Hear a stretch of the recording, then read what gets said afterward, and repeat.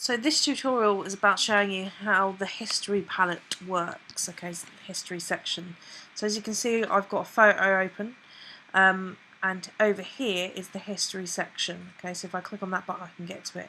If you make sure it's open by clicking on Window and then History, you need to make sure that this is kind of available at all times.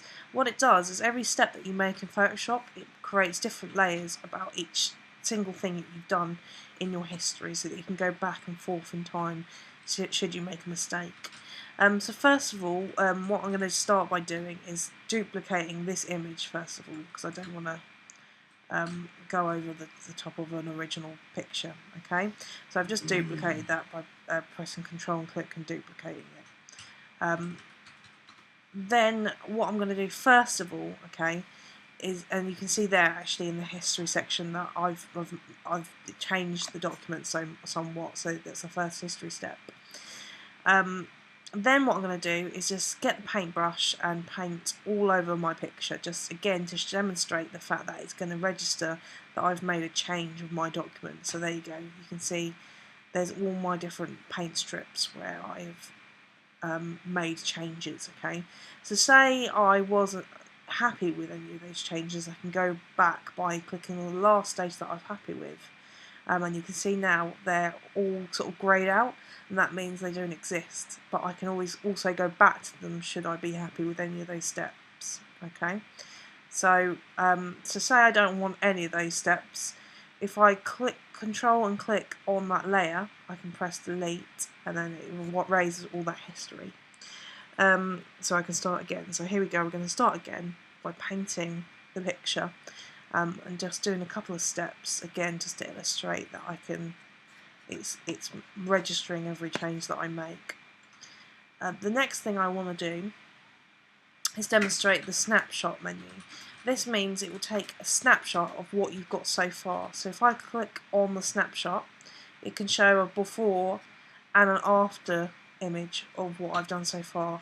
This is good because you can save the snapshot as its own picture, and basically keep that version of it, so it's saved, and it's good to kind of, when you make lots of different changes and say you've made a series of changes and you're not happy with them, you can always go back to that snapshot stage. So it's good to keep snapshots in your history palette if you've gone so far into making changes. The other way, you can make it as a new document. So you can press the new document button like I just showed you. This is where you can see it's made an actual physical new document by creating a new tab, and then file save that as.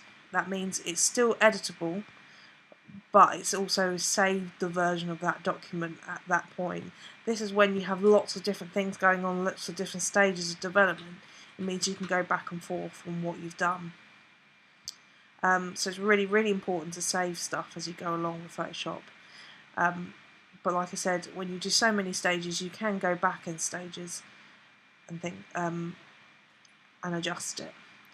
What's important is to save it as a Photoshop file, a PSD, so that you know it's still editable afterwards.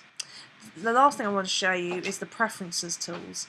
By pressing Command and K, this means you can bring up the menus and adjust things according to how you want Photoshop to work.